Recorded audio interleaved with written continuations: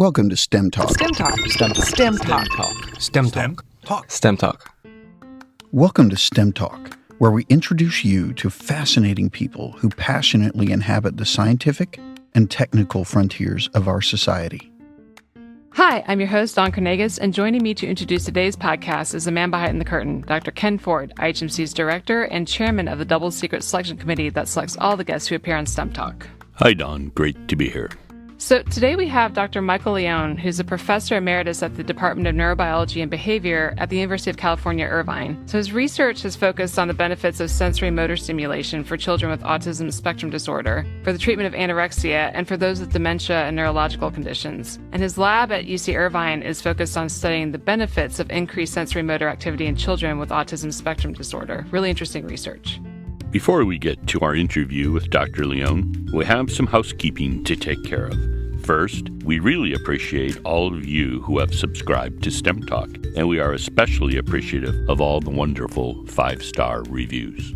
As always, the Double Secret Selection Committee has been continually and carefully reviewing iTunes, Google, Stitcher, and other podcast apps for the wittiest and most lavishly praise-filled reviews to read on STEM Talk. If you hear your review read on STEM Talk, just contact us at stemtalk@ihmc.us to claim your official STEM Talk t-shirt. Today, our winning review was posted by someone who goes by the moniker Lifelong Learner 1. The review is titled, "It's Getting Better All the Time." This must have been written by a Beatle.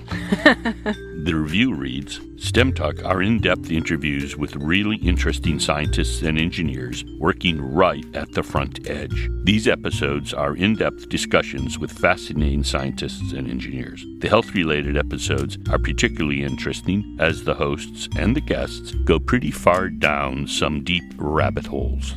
Well, thank you, Lifelong Learner 1, and thanks to all of our other STEM Talk listeners who've helped STEM Talk become such a great success. Okay, and now on to today's interview with Dr. Michael Leone. STEM Talk. STEM Talk. STEM Talk. STEM Talk. Hi, welcome to STEM Talk. I'm your host, Dawn Carnegas, and joining us today is Dr. Michael Leone. Michael, welcome to the podcast. Great to be here. And also joining us is Ken Ford. Hello, Don, and hello, Michael. Glad you're here. So, Michael, let's just get started with a simple question. How did you get interested in science? Well, I was in college. I went to Brooklyn College. I grew up in Brooklyn, New York. And after my sophomore year, I decided to take a very interesting and glamorous job as a lifeguard, which turned out to be something very different from what I thought it was going to be. So instead of being a glamorous, interesting job, it turned out to be a really boring job because you're looking at the water all the time. And interspersed with periods of complete horror, because when you try to save somebody, their first response is to try to drown you. They're going to hold on to your head, and hopefully that'll do something good. But of course, it's just very stressful to do that. So I decided that I didn't want to do that anymore. So I started to take summer classes at the college, and I got a job there. And this one was pretty glamorous. It was cleaning rat cages in the dark. Oh boy! And so that was my introduction into research. Turned out though that it was very interesting, and over time I actually listened and discussed what was going on there, and eventually did a project there that was published in Science as my senior project. And so I just thought it was really interesting and just started to do it, and I seemed to have a knack for it. So I continued on to graduate school at the University of Chicago. And eventually you studied olfaction. So how did you get interested in that specific field?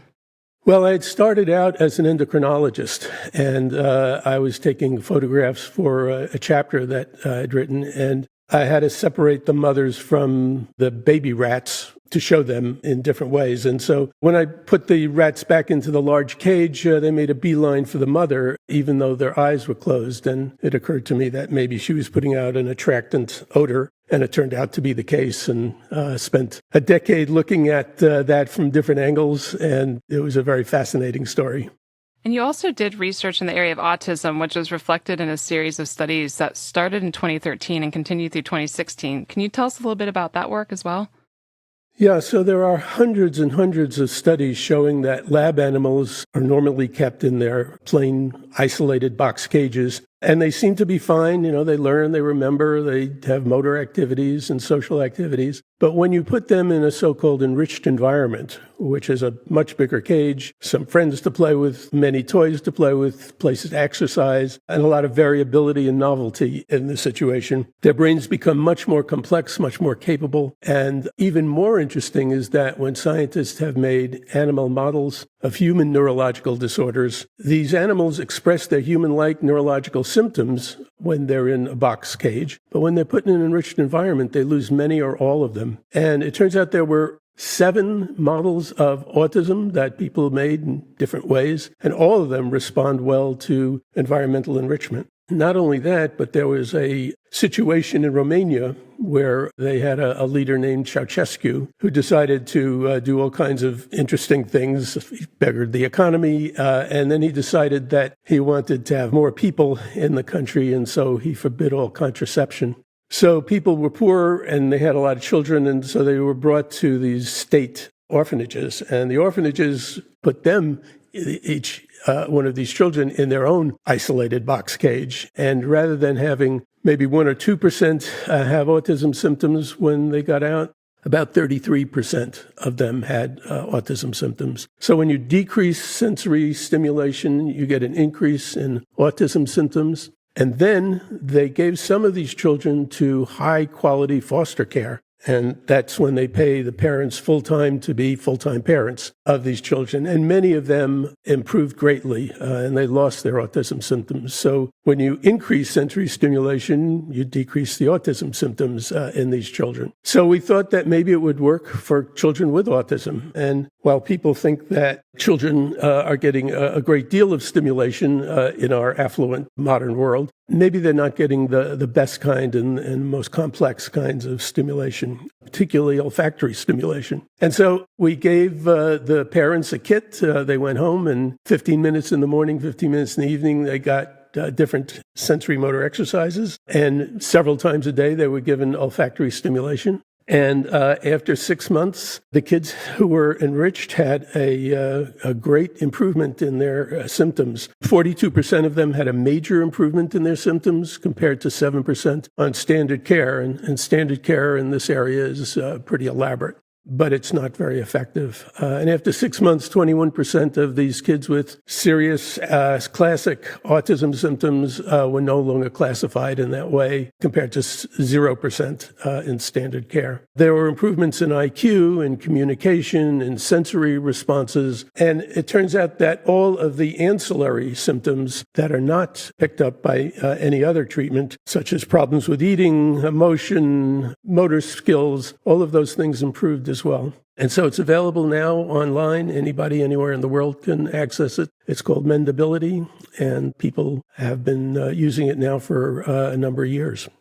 Fascinating. And so just speaking about the environmental enrichment research that you've been doing, you've also been interested in environmental enrichment and aging, and that's been reflected in research you've done since 2018. So can you talk a little bit about that?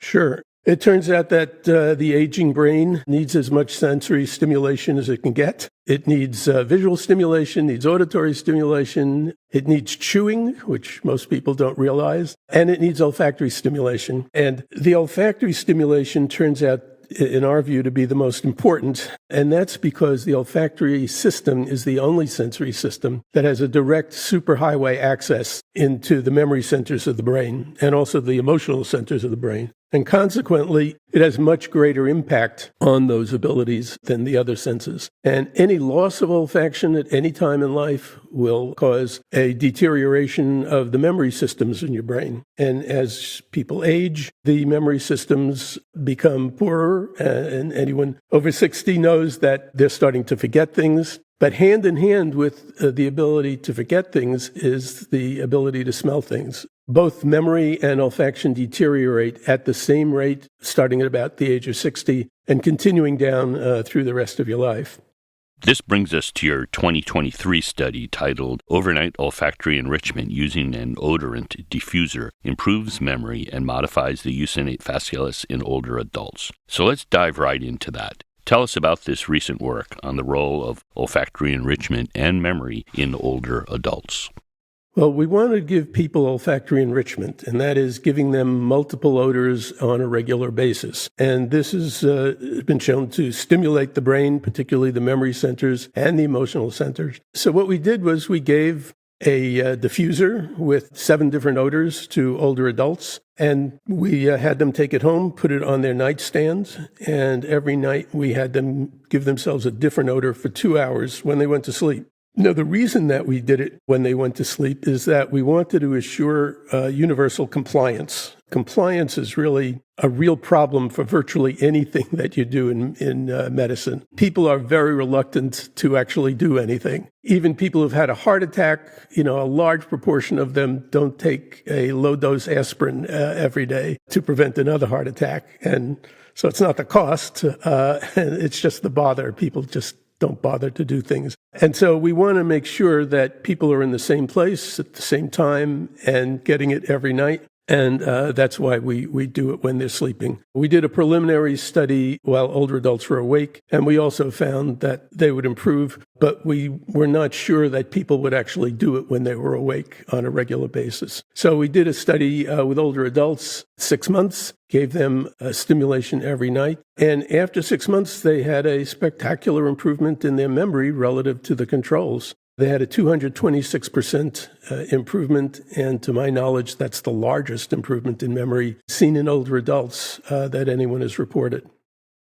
Yes, the study really was interesting. You had 7 different odors they rotated through, as you mentioned, one each night for 2 hours. Was there something specific about your selection of odors, or was it just that they were differentiated from each other? So we wanted to get a group of odors that sort of covered the whole olfactory spectrum. And that's hard with 7 odors, but we selected different kinds of odors from different families of odors because we wanted to get maximum stimulation of that system. We also wanted to get pleasant, safe odors that people wouldn't mind if they had them in their bedroom. And so we tried a whole number of them, and these were the ones that we thought best fit the deal. We didn't select them for any sort of aromatherapy kind of idea. That is, people think that different odors have very special responses in the brain, and we didn't select them based on that. We just selected them based on their variability and their pleasantness. We received quite a few questions and lots of comments about the paper. Several of the questions had to do with a large percentage of older folks use CPAP or BiPAP machines, and that would tend to filter the odor probably pretty effectively, I don't know. And somebody mentioned perhaps even incorporating it in some way. I thought I'd ask you that just because several listeners had raised that question. Yeah, so we know about this issue, and we're not going to be dealing with it on our first go-round. We're going to have a special CPAP edition. So we know that people are not going to be doing the thing at night if it takes any kind of effort. And so we've developed a device that allows people to put in a belt, press a button, and go to sleep. And 40 odors will come on twice a night while they're sleeping. And that's shown to give maximum benefit for memory and also depression. It improves depression symptoms as well. So that's called Memory Air. It'll be available in a month or two. If people are interested, they can go to memoryair.com and sign up, and we'll let them know when it's available. Great. Yeah, it's super exciting. So as Ken mentioned, that your article that appeared in Frontiers in Neuroscience last year drew a lot of interest from our listeners. And one question that came up is, how did you select older adults for the study, and how did you entice them to participate? And from what I understand, you said that recruiting people to the study wasn't really that hard. Yeah, recruiting is always the most unpredictable part of doing any clinical trial. And we had the good fortune to be associated with the Alzheimer's Research Center at UC Irvine, and they have a group called iMind that has been funded to have a sign-up list of interested older adults in the area. And they have consented to be contacted by us, and they are very interested in participating in research. And so it's relatively easy for us. We just contact them. They already know why we're doing this. They've already expressed interest in it. And one of the things that I thought was interesting is that we thought it would be difficult to get people to do the MRIs that we took when they were in the study. But in fact, people were motivated to be in the study simply because they wanted to see a picture of their brain. And so that turned out to be a feature, not a bug. As you mentioned earlier, and in fact, your whole body of research that you've conducted shows that olfaction is much more important than most people realize. And you talked a little bit about this in the beginning, and that changes in olfaction predict and align with changes and reductions in cognitive function, I guess in particular memory. When you think about this recent last few years, a large number of people reported a loss of smell as a result of COVID. I wondered if your work connects to that and what you think in that regard. That was another set of questions from listeners, that either they had lost their sense of smell, even relatively young listeners, or it was diminished as a consequence of a COVID infection. Yeah, so there are many ways to damage your olfactory system. People can damage it with smoking or being in air pollution or having chronic stress, even chronic stress in childhood, various medications, menopause, a head injury. All of these things will cause the olfactory system to be damaged. And it turns out that this was seen with COVID. And when people have lost their olfactory ability, even briefly, many of them have recovered it, a small number haven't. But researchers from Oxford University looked at over 500 of these individuals who had recovered months before from a mild case of COVID, and they continued to have cognitive problems, and they also continued to have damage in the olfactory superhighway into the memory centers of the brain. And so even though they had recovered, even though they probably don't notice that they're still not as sharp as they were, the memory tests showed that they really still have difficulties, and those difficulties are centered in the olfactory system. And indeed, when you look at Alzheimer's disease, the olfactory system is the first to go. It's the first symptom of Alzheimer's, and that's the part of the brain that goes south before any other. One sees kits and other kinds of olfactory remediation targeting folks suffering from the loss of smell as a consequence of COVID. Have those shown promise? Yeah, so there's a phenomenon called olfactory training that is similar to olfactory enrichment. The idea there is to improve the olfactory system, and it's been shown to be effective for many different kinds of olfactory loss. For example, in Parkinson's disease. And so I'd encourage people to use it. There are other things that people have used that greatly improve the outcomes when they're doing olfactory training to improve their olfactory system. You mentioned the loss of smell or a reduction in olfactory function as a potential consequence of menopause. Is that related to hormonal changes like estrogen? Almost certainly, but we really don't know very much about how it does that. Very interesting. We do know that olfactory loss accompanies virtually all neurological and psychiatric disorders. I've counted about 70 of them. All the ones that you know about, all the ones that you probably don't know about, all are associated with olfactory loss. And the things that are most likely to kill you, heart disease, cancer, kidney disease, lung disease, liver disease, all of those are associated with olfactory loss. And so it may be that the loss of olfaction really makes your brain and body at elevated risk for expressing these kinds of symptoms. And potentially sort of a canary in the coal mine. Yes, exactly. And, we sort of see that in Alzheimer's disease. There's a fascinating phenomenon called cognitive reserve.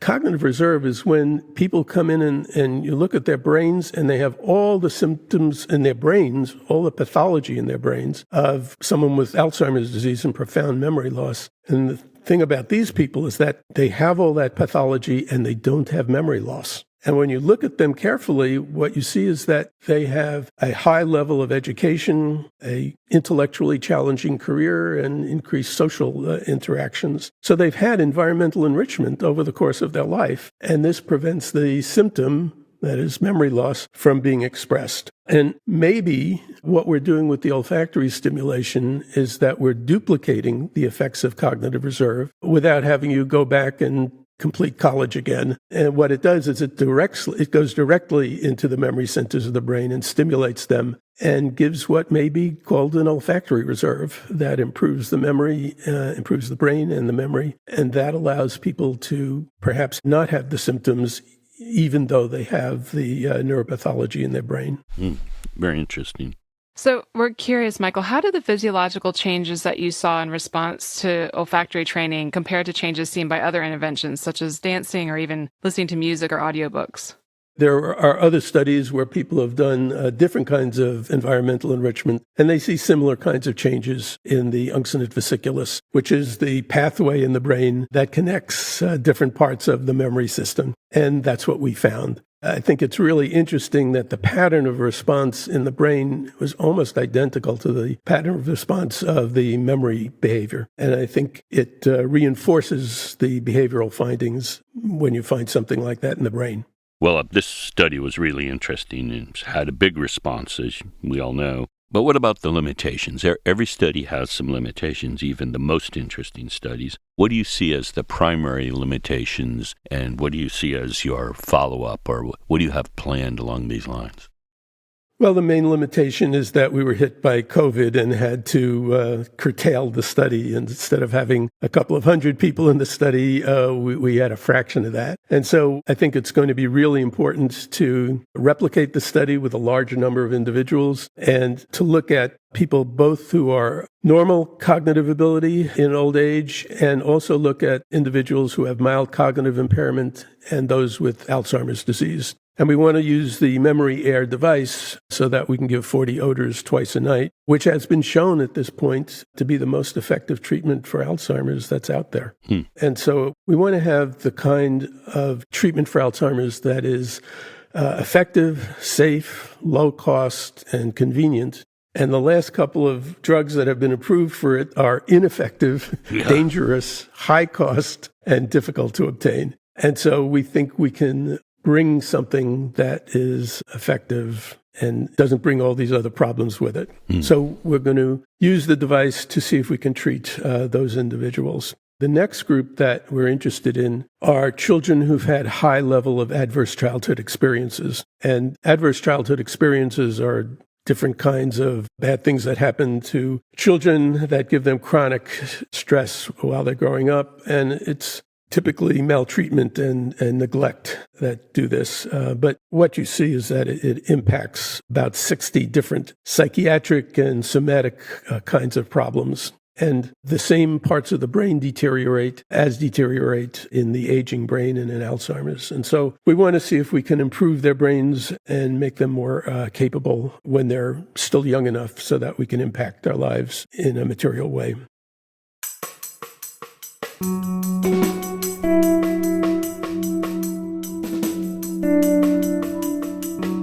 STEM Talk is an educational service of the Florida Institute for Human and Machine Cognition, a not-for-profit research organization investigating a broad range of topics aimed at understanding and extending human cognition, locomotion, health span, resilience, and performance.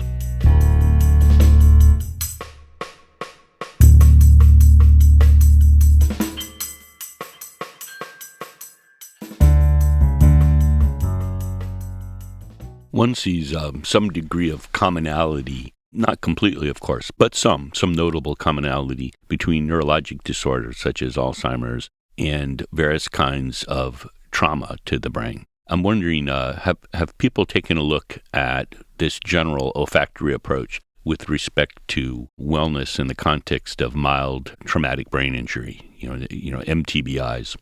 Yeah, so we're very interested in that as well. Traumatic brain injury is one of those problems that's accompanied by olfactory loss, and we want to see whether we can improve both their olfactory ability and their cognitive and emotional stability. We also see this with PTSD. Again, the olfactory system both goes to the memory system and to the emotional center of the brain, and we think this is going to be an effective way to treat PTSD. Those are both topics of interest here as well. So we often think of sleep as a time where we consolidate stimuli that the brain receives during the day, rather than being a time when new stimuli are presented and processed. So can you discuss how the brain processes different stimuli when awake versus asleep, and whether that influenced your study design at all?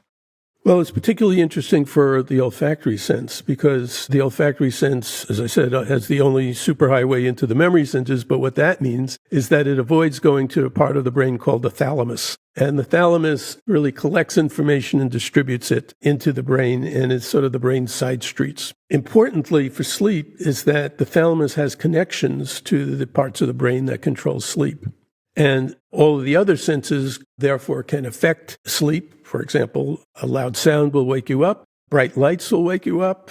Touching will wake you up. Nobody's tried taste, but you get the idea. At the same time, you can't wake somebody up with olfactory stimulation. They've actually tried to do this because people who are deaf can't use normal alarm clocks to wake them up because they can't hear them. But even the smell of frying bacon won't wake people up. And so the good thing is about the olfactory stimulation is that won't wake you up. But we and others have shown that it actually improves sleep, the depth of sleep, the quality of the sleep, and the duration of sleep. So in this study, the enriched individuals had 22 minutes more sleep than the controls, and the controls decreased their sleep by about 3 minutes a night. Others have shown that it improves the depth of sleep, and the different stages are affected differently. But this, I think, is just an extra benefit of having olfactory stimulation at night. It perhaps can help you sleep better. So the adults in the 2023 study were healthy and did not show any signs of dementia. So we're curious what you can share about the use of olfactory enrichment with older adults who are living with a dementia diagnosis. So there's a wonderful study out of South Korea that showed that if you give demented older adults 40 odors twice a day, they have a highly significant improvement in their memory on 5 standard memory tests. And they also have their depression symptoms greatly improved. The problem, of course, is no one's going to give themselves 40 odors twice a day, particularly if they have memory problems. And that's when we decided to incorporate 40 odors into our memory air device to give people the optimum number of odors that will allow them to improve their memory even in dementia. Does this olfactory approach seem efficacious both in the context of Alzheimer's and other forms of dementia, like vascular dementia? Yeah, so all forms of dementia are accompanied by olfactory loss. And the reality is that there are probably very few pure kinds of dementias. So, for example, you probably don't find people who just have Alzheimer's disease. They probably have a combination of frontotemporal disorder, semantic problems. I mean, the highest risk factor for Alzheimer's and dementia is old age, and dozens of things are going wrong in the aging brain. And so it may be the case that everybody who has Alzheimer's disease or dementia of different kinds has it for a very specific combination of reasons, mini strokes, mini seizures, all sorts of things are going wrong, mitochondrial problems, inflammation. And it may be that everybody who gets Alzheimer's gets it for a somewhat different reason than everybody else. That's probably also the case with autism. That might actually explain to some extent the difficulty and challenge associated with pharmacological approaches to Alzheimer's. If it's, different causes, different mechanisms in different people, I can imagine this would be quite a challenge. Yeah, and I think that's one of the problems with developing effective drugs for autism, Alzheimer's, Parkinson's, is that they're looking for a single thing that's going to be improved. And it probably is the case that for many or most of these problems, it's a combination of factors. And so the probability of having dozens of drugs developed, for example, to treat autism or Alzheimer's is probably unrealistic. And one of the wonderful things about using environmental enrichment is that it has dozens and dozens of effects on the brain. And that's probably why it's so effective in improving the human-like symptoms of all these animal models. And they're very different animal diseases that these animal models show. And the idea that you can treat them effectively with environmental enrichment has shown that you can affect dozens of processes in the brain that allow the individual to improve, something that you just can't do with a single drug. Beyond olfactory stimulation, what other types of environmental enrichment does the research seem to suggest that should be tried as folks get older? I mean, I've heard about dance and tennis and reading, keeping the mind alive. Is there anything specific that jumps out at you? Yeah, it's just anything that you can do to stimulate your brain and your body. I mean, everybody knows that exercise is good for your mind and your heart and your emotions, and almost nobody does it, particularly in older adults. I think it's 15% of older adult men and have even a minimal amount of exercise. And so people know that they need to do these things, but they tend not to do them. People delay getting their lenses replaced to improve their eyesight. Nobody likes the idea of going under the knife. People won't get hearing aids that they need, particularly men, because you can see the hearing aids in people with short hair. And so they tend not to get the hearing aids that they need. And men are 5 times more likely to have hearing problems than women. And so you can tell people that they should do this or that, but it's difficult to get people to actually do them. Absolutely. And, you've noted and mentioned that environmental enrichment, including olfaction therapy, won't cure the dementia, but it may perhaps slow or even stop the symptoms from being expressed. And this is really wonderful, and it, helps explain the reaction to the paper. People are naturally very concerned about dementia, and it had a big response. It was one of the most requested interviews among our listeners. We've had several that were heavily requested, but this was certainly one of them. Yeah, well, it's clear that it's touched a nerve. People are very concerned about it. Many people have had dementia in their families, and they see the awful consequences of having that. And so they're highly motivated, and everybody gets older and everybody starts to lose their memory. And so the first time you can't remember somebody's name, I think it stimulates you to become interested in things that can help you avoid pretty awful consequence. You mentioned earlier that you may be developing a CPAP or BiPAP version. That would strike me as something very popular because, there's overlap in the communities with sleep apnea and a whole range of other issues. So, one would think that would be a popular thing.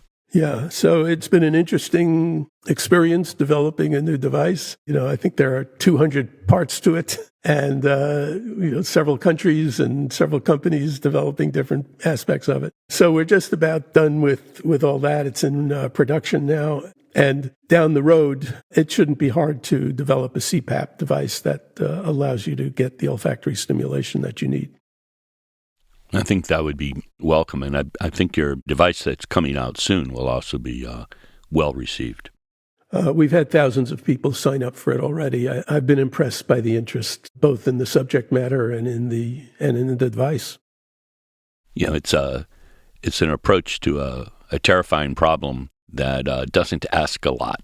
I imagine compliance is easy, and the worst, what could happen? Your room could smell much better. There's not a lot of downside. Right. I think it's, there are different things that people are drawn to and accept readily. And then there are findings that people just aren't interested in accepting. And this is one of the former. People really like the idea. They're happy about finding out about this. And they're highly motivated and they're highly interested. And I think that's not true of all of these kinds of findings. So it's something about the fear of losing your mind. And people, I think, are just drawn to odors. They like them for the most part. And so the combination, I think, is just a good combination. People are drawn to it. Absolutely. Makes perfect sense. So, Michael, you've mentioned that people often think of olfaction as the least important sense, or sense that they think that they could do without it if they had to. And really, this work shows that in some regards, this couldn't be further from the truth. Do you think? Yeah. It's one of these things that when people hear about it, they say things like, why doesn't everybody know about this? The reason is people just don't notice. Most people who lose their ability to smell things gradually don't realize it. It's just when you lose them rapidly, as was the case with COVID, that they recognize it. And they also don't know about the fact that the olfactory ability is gone in many kinds of neurological and psychiatric and somatic problems. And so they don't see the relationship between one thing and the other. And when it's pointed out to them, I think most people change their mind about the importance of olfaction. So, Michael, we're curious, what's next for you and your team? Well, we're going to use the memory air device to see that we can replicate this in a large group of older adults. We then want to move on to older adults with dementia, and then children who have high levels of adverse childhood experiences. And I think that will bring us down the road to where we can have people from various ages and problems deal with this. We think it also may be able to improve the outcomes from our autism therapies. It's really exciting work, and we wish you the best of luck. Michael, we've really enjoyed speaking with you today. Thank you so much for joining us on STEM Talk. My pleasure. It was great, Michael. Thanks a lot. STEM Talk. STEM Talk. STEM Talk. STEM Talk. So, Ken, I really enjoyed our talk with Dr. Leone. The work that he and his team are doing is just fascinating, and the applications of this olfaction stimulation study are potentially important and really wide-reaching. Yes, Don, I agree that this research is indeed interesting, but perhaps more importantly, olfactory stimulation is something that folks can try relatively easily at home with little downside and little cost. After the 2023 paper about the use of the essential oils and the memory improvements associated with their use was published, we received many listener requests for this topic. I hope this interview answered most of the questions, and we will stay in touch with Michael to see what comes next from him and his colleagues. And that'll be really exciting. If you enjoy this interview as much as Ken and I did, we invite you to visit the STEM Talk webpage where you can find the show notes for this and other episodes at stemtalk.us. This is Dawn Carnegie signing off for now. And this is Ken Ford saying goodbye until we meet again on STEM Talk.